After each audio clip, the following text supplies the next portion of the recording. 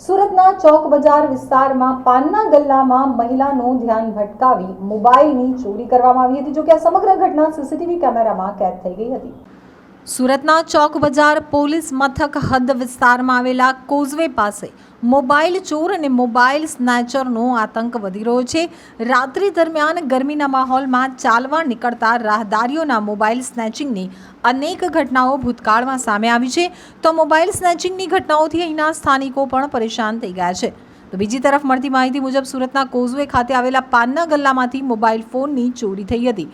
દુકાનમાં મહિલા હાજર હતી ત્યારે એક ઈસમ સામાન લેવાના બહાને ત્યાં આવ્યો હતો અને બાદમાં મહિલાનું ધ્યાન ભટકાવી ત્યાં રહેલો એક મોબાઈલ ફોન ચોરી કરી અને ફરાર થઈ ગયો હતો।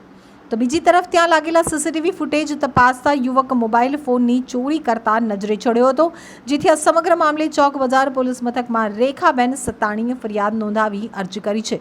સીસીટીવી ફૂટેજમાં જોઈ શકાય છે કે યુવક મહિલાને વાતમાં બોળવી મોબાઈલ ફોનની ચોરી કરી ફરાર થઈ જાય છે।